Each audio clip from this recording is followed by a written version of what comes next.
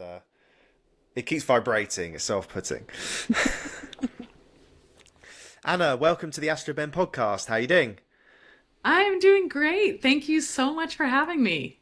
Oh, thank you for coming on. You're the last member of the Polaris Dawn mission for me to speak to before you take to the skies at some point this year. I'm hearing, well, I heard from Sarah actually a couple of weeks ago, potentially this summer. So yeah, Yeah. thank you for coming on, and it's an honour to have spoken to all of you individually. So yeah, thank you for coming on. Oh, it's our honor to chat with you too, so thank you. So how are you getting on? I imagine things are hotting up, and as the weeks go past and the months go past, and I feel like I don't know where 2023's gone. Just living my normal life back here on Earth. How has it been for you with the training? Has it sort of escalated as you expected? Any surprises over the last few months? I wouldn't say there's been any surprises, and it has honestly escalated as I expected. It's kind of been an exponential curve in my perspective of training. We started off about a year ago in training with the basics of the Dragon spacecraft, orbital mechanics, the Falcon rocket, etc.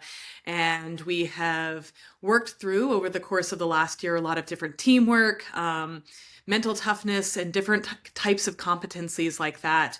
And we are now in the phase of the final mission preparations, getting into what we call joint simulations, where we're both working with both our crew in space as well as our ground team in mission control to run through a lot of different simulations of all the phases of flight, and getting ready to fly this thing. Yeah, you say that so casually. Fly this thing. So, so I asked Sarah about how she found out she was going to space, and she told me that she found out um, before you, and she had to walk back into an office sitting a few desks away from you, and like try not to look you in the eye or give it away. How was? Is that how you remember it? Do you remember her looking any different, or you just didn't have any idea?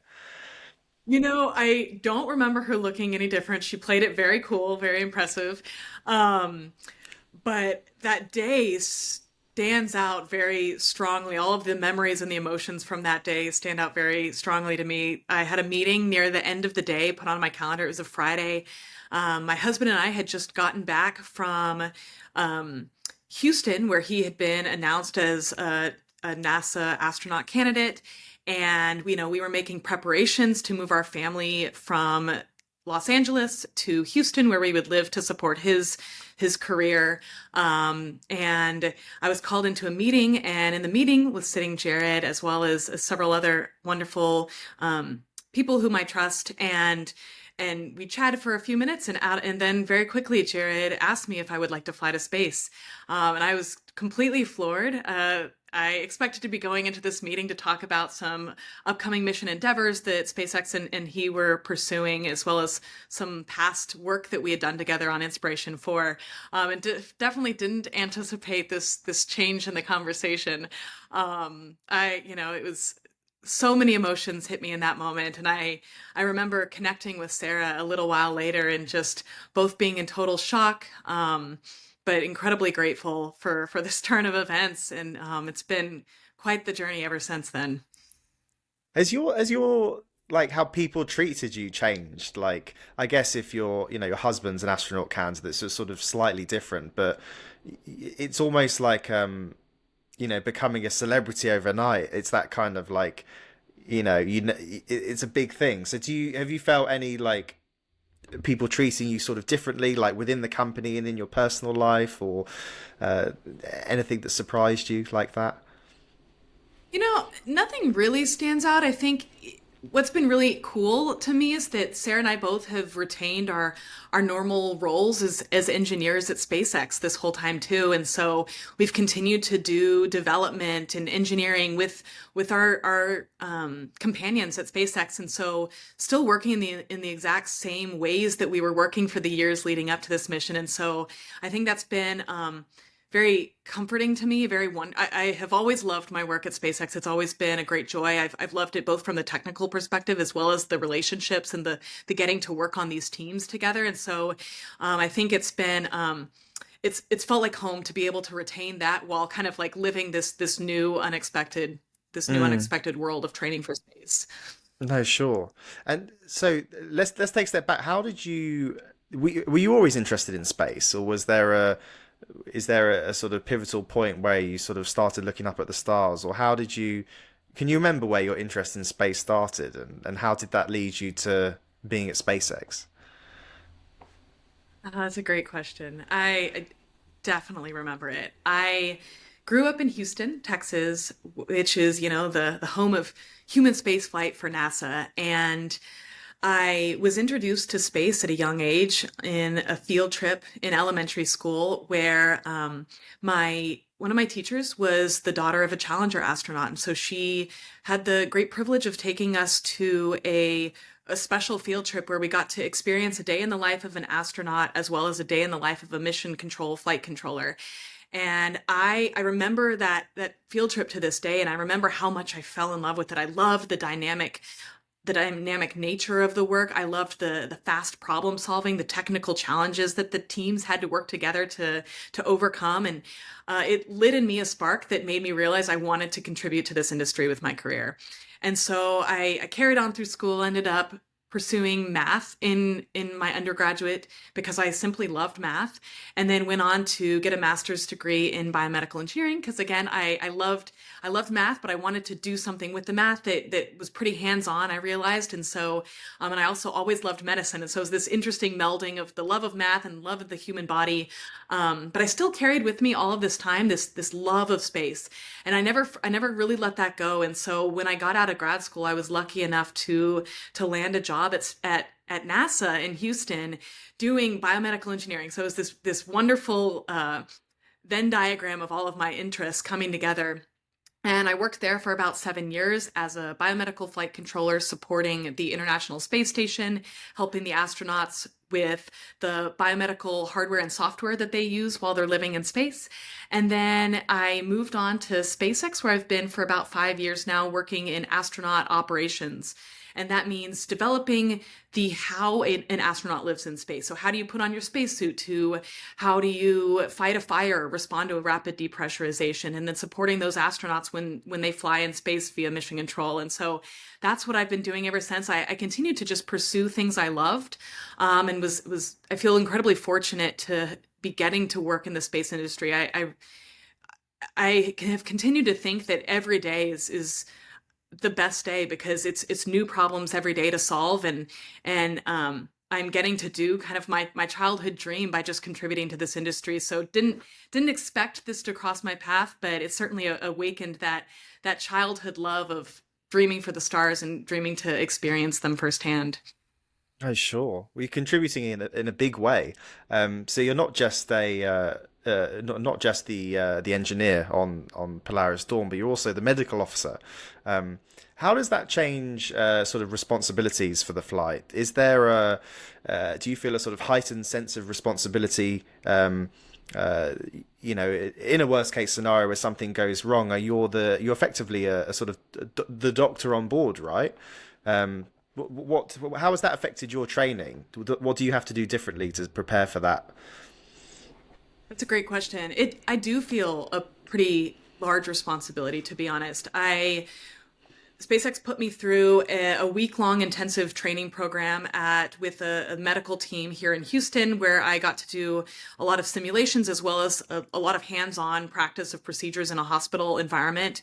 But ever since then, I've also continued to do shadow shifts in the emergency room to kind of keep those skills fresh and make sure that they're not atrophying over the course of time since I first learned them. Um, I do.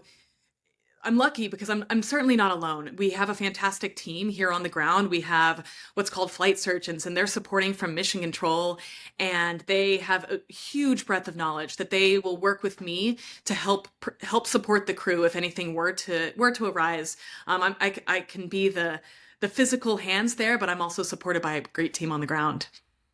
Yeah, and I guess that's the good thing about being relatively close to Earth, because you're going, is it 500 miles from Earth, which is something like that. Something like that. Yep.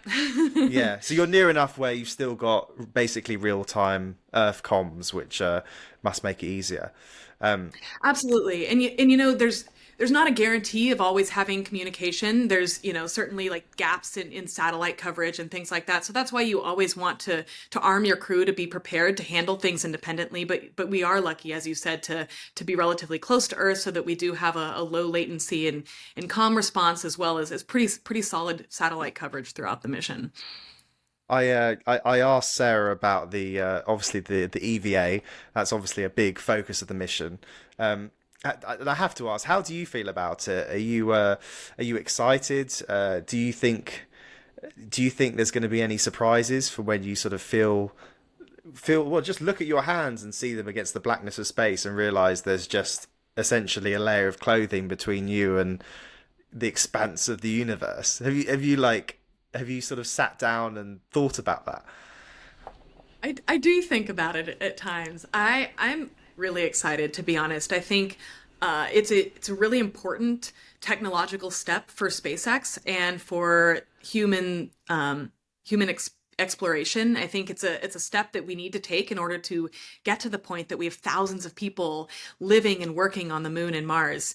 And so I'm excited for what we collectively as a team will learn. And, I think we as a team, both the crew and the ground teams and all the engineers developing the hardware and the software to support this endeavor, are working really hard to, turn over every rock and think about every angle for the spacewalk so that we're ready for it.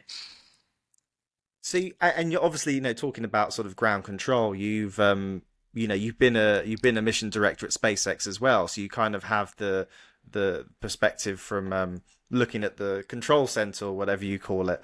Um, how is that going to be for you? Like, have you sort of do you think you're going to be thinking about sort of what it's like looking back the other way, sort of at the screens? Have you kind of processed about how that's going to feel? No, you're the one actually, doing the EVA, doing these things.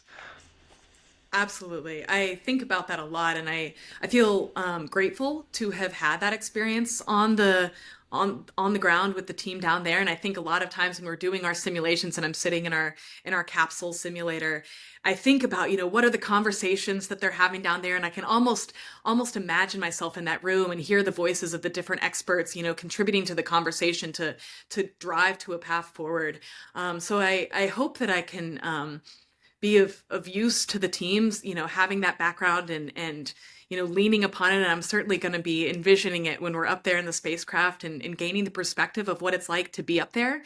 And then I hope that on the other side of this mission, I can bring back that perspective to contribute to the human spaceflight endeavors on the other side. Absolutely. And you talked about your husband as well. I'm just sort of interested in what it must be like, a real sort of power couple, astronaut candidates. How does he feel about it? Because I guess when you're going to space, like I talked to Jared about it as well when I chatted to him on the podcast. Like when you've got kids, it does add a sort of heightened sense of nerves. Well, not nerves, but like you're kind of you almost have, I assume you're sort of going to put that to the back of your mind. When you're sitting on the launch pad, you're just focused on the mission. But I imagine you'll be very relieved to see your kids when you get back, right? Oh, I dream of seeing their faces upon coming back to Earth. I think that's one of my like very strong images in my head that I dream of upon that return. But I think I'll be carrying them with me when I'm in space. I'm bringing a little something for each of them with me, little photo of them as well to make sure that they're kind of getting to experience this in kind of a unique way also along for the ride. So and I think my husband and I both, when these opportunities presented themselves to each of us, we took it very seriously. We talked about it very seriously and made sure that we were really intentional and thoughtful about our decisions to move forward. So it's a family endeavor and journey ahead. Yeah, when you I assume you have it in the US, but when like your parents, or you have to say what your parents do for a living, um, that must be quite quite cool for your kids. Uh, When do you have to? I know you said you sort of bring a photo of them to space, and I was sort of joking with Sarah that she should bring her violin, if there's room, which would be super She's cool. But beautiful, beautiful player. I'm sure she I is. But agree. when do you need to? When do you start stocking the capsule? How far in advance? Is it sort of a month or two? When do you need to make the decisions as to what can go onto the mission?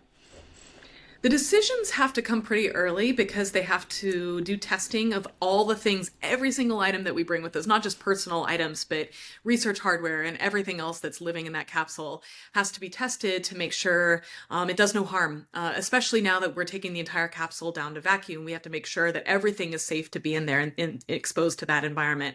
And so we had to make the decisions of what to bring actually a while ago. And so we provided, copies of everything that will go through rigorous testing on the ground before it's ever even packed for the spacecraft. And then once it's passed through that testing, then it gets packed and really stored away in a really particular way to make sure the spacecraft's center of gravity is correct. And Hmm. that all that packing will happen a little bit closer to flight, about a month or two in advance. That's fantastic. What excites you most about the Polaris Dawn mission, particularly? It does seem sort of the start of obviously it's the start of the Polaris program, um, and there's some really ambitious milestones there. But what excites you most about the mission that you're a part of, and how does it differ from other missions that SpaceX has done over the last few years? I think that I am particularly excited about kind of the variety of bold endeavors that are being undertaken by this mission. We're seeking to to test a number of different technologies on this mission, from seeking to go to the highest Earth orbit ever flown, to performing the first commercial spacewalk, to testing out Starlink laser-based communication systems from a human in orbit, as well as doing close to 40 research experiments across our 5 days there. And so all of those provide really strong building blocks to the future endeavors that SpaceX wants to embark upon for our future missions. Just to give you an example, the spacewalk, the spacesuit that the engineers are developing for this mission, it's the first EVA capable spacesuit built in many years. And they're not just building a spacesuit, but they're building one that's aimed at being really scalable. If you envision a world where we have, thousands of people living on the surface of Mars, you're not going to just need one or two spacesuits for that. You're going to need thousands of spacesuits for that, and you're going to be able to make them efficiently at a low cost. And so the thoughtfulness and the technology that the engineers are putting into the development of the spacesuit for this mission is going to make big strides towards that long-term goal. And I'm excited to see where all of these technologies lead. Absolutely. How are you preparing for the mental side of a long duration mission? I mean, it's 5 days, but that's a long time. How are you sort of mentally focusing on it? Do you do like meditation or anything like that? Like, any kind of normal things that us normal people do. Um, I wonder what, based on things like the Inspiration 4 mission, what have you been I don't know if Jared's sort of given you any advice on how to get in the right headspace for it, because obviously there's only so much that you've got a lot of amazing people that can sort of help you with the training. But yeah, I'm just curious, what's your sort of attitude to getting ready mentally for this mission? I love that aspect of it. I definitely am undertaking different techniques to prepare mentally. One thing I do is I do meditation in my mornings. I have a practice that kind of works through visualization. I also journal. And so, throughout this entire course of training, and then I envision doing so through spaceflight and even afterwards. I journal and reflect on experiences, emotions, relationships, the whole gamut.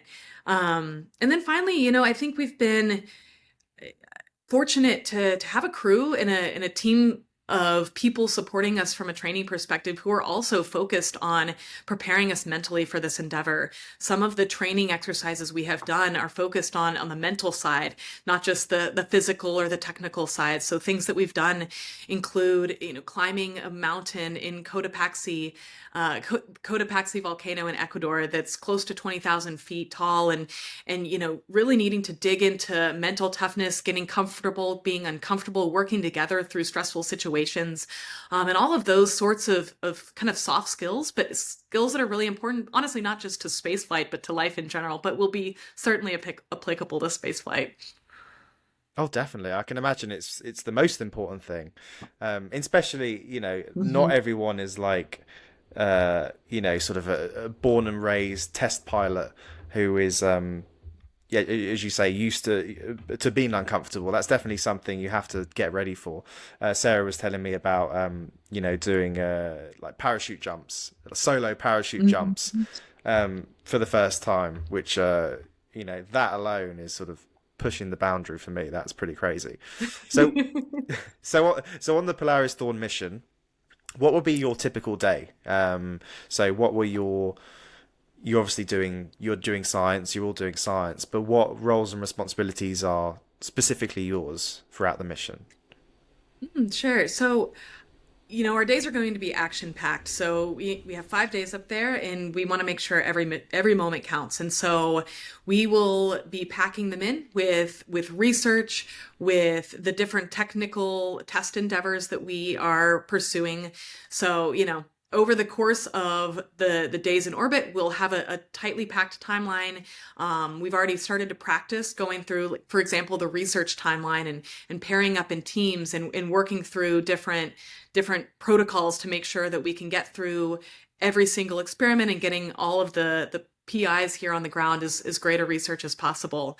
And then sprinkled in throughout that, we'll also be having our test objectives, like I mentioned earlier. So, for example, at one moment we'll hit the highest apogee of our mission, and in that moment, we'll be making sure to do specific experiments that take advantage of that unique environment. So, for example, we at that one of the benefits of going to that high orbit is the higher radiation environment that we will be exposed to, and that can teach us things about how astronauts live and can live in a high radiation environment when they're going on future long duration missions.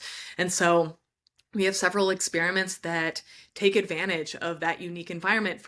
We are doing one that attempts to harness the radiation environment, use a camera and harness that high radiation environment to do a technology demonstration to see if you can get X-ray images up there. Because if you think of life, going to Mars one day, that's a far distance to bring something as large as an X-ray machine. But if we can figure out creative ways to form technologies that can go with us and provide us strong diagnostic capabilities, that will be really powerful. So, we're making sure to be performing all of our research along the way, and also pausing to take advantage of the unique technological demonstration moments throughout our timeline as well. Mm. What do you talking about the future? What do you see as the future of space exploration, and how do you see it evolving in the coming years and decades? Obviously you can't speak for Elon Musk or SpaceX as a whole, but I imagine there's clearly the company mantra is making human life multi-planetary. It's such a bold goal, and it seems like everyone I speak to at SpaceX is genuinely working towards that goal. What's the feeling actually like? Is that generally what everyone's focusing on long term? Do you think? I do think that. It's a really bold goal, but I actually do think it's possible. I think that, you know, SpaceX pushes themselves to work extremely hard and dream big, but can they have demonstrated time and time again that they can achieve those dreams. And so I think that, the future of human space exploration is really bright. I think we're already living in that future to a certain degree. We're in the beginnings of it. I think, just the fact that we are in an era where we have gone from space flight being accessible solely to from government agencies to now being accessible to commercial entities as well. I think that in and of itself is really exciting to watch, and I think will only grow over time. And I think in addition, it continues to access to space continues to broaden to a wider and wider population. And I think that, you know, it is my dream and my great aspiration to watch as in our lifetime space can become accessible to anyone on the planet that wants to venture there. Absolutely. What advice would you give to young people who are listening to this? I know I ask this question a lot. People that listen to the podcast will say, but it's genuinely interesting. Other than the only things you can't see is uh, networking, going to space conferences. What other advice? Just because that's a common thing, which is important, but it's a common thing. What other advice would you give to young people? Perhaps want to go to space themselves one day. And there's not one fixed path, and Absolutely. everyone on the Polaris Dawn mission has had a different path to get there. But what sort of general advice would you give to young people? That's a great question. And I also love hearing people's answers to that. But I think my advice would be to pay attention to the intersection of your interests and your skills and use that awareness to drive your decisions and where you choose to contribute to this world. So, for Mm. example, I didn't expect to get to fly to space. I loved math, I loved biomedical engineering, I love space, and I continued to pursue fields I loved throughout my life and roles where I felt that I could be of service. And this opportunity was appeared out of the inner out of that. I think there's just like you said, there's many things we can't control, and but what we can control is our awareness of where our gifts and our interests lie, and use that awareness to inform our decisions and our preparedness. Life tends to work itself out if you follow that intersection of interests and talents, in my opinion. I think that's great advice. Yeah, I'll probably listen to that back and try and absorb it because I think you're right. I think you're right, and you have to follow your passions because you're never gonna go all in on something or, you know, we've all had. Well, I definitely have had jobs where you kind of like wake up every day and your heart's not really quite in it, but life is too short. You just have to, you know, you just have to go for it. And if you're passionate about something, you'll probably make a bit of money out of it and you'll be able to survive. But ultimately, you'll be more fulfilled, which is great. Obviously, you've been doing so much training, and you will still continue to do training for another few months. What have you learnt about yourself doing the training? Is there anything that surprised you?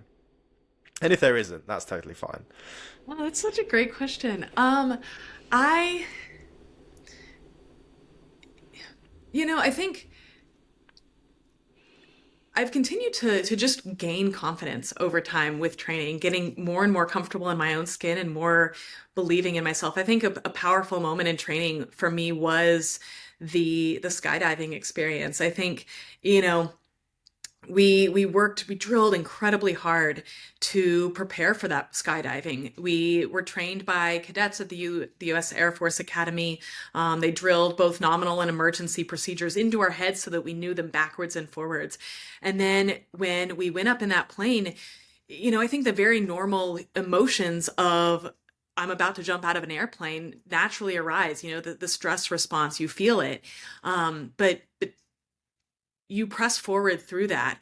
And as I pressed forward through that and I jumped out of the plane and I began to just execute from memory all of these procedures that they had drilled into our heads, and then ultimately landed on the ground, maneuvered myself, landed, and felt the elation of having gotten to that point.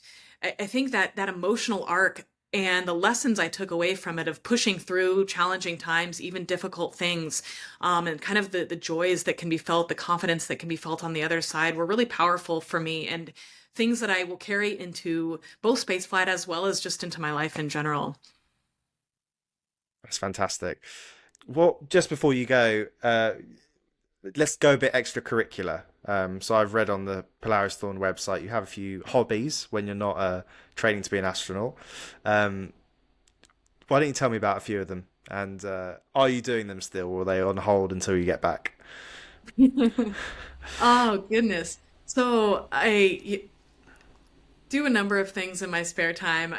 Probably my number one hobby is hanging out with my family and my kids and pursuing things that my kids love and making sure that they are getting to explore our world and the different things it has to offer to see what sparks their imagination.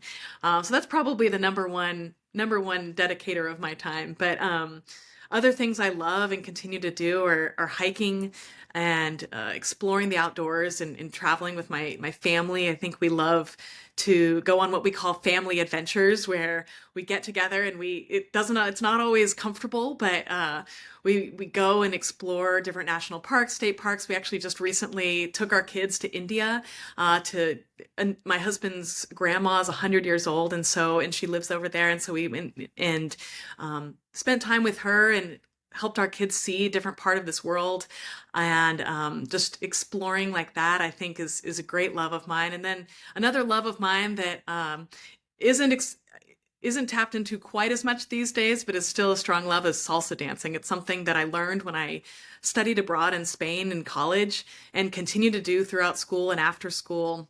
And I love it. I love the culture of it. I love the expression involved in it. And so it will continue to be a passion of mine probably my whole life. That's amazing. That was the one I was getting to. But it seems great. It seems like the Polaris Dawn crew. You're all such lovely, normal people. I know, lovely. That's definitely a British term. We say that all the time here. But you've all got creative interests, and very much not the traditional astronaut that you'd expect from the Apollo era, which is great. Um, Thank but thank you so much for coming on. It's been great to chat to you. I wish you all the luck in the world with the mission, and I'll be there cheering you on. And hopefully, we can chat to you at some point in the future, and we can hear about the overview effect, or maybe the as Chris Boscheisen said on his episodes, the outer view effect. Looking out into the universe and feeling the desire to explore even more. Absolutely. Thank you very Oh, much, I Emma. would look forward to that so much. Thank you so much for your time. It's been such a pleasure to talk to you.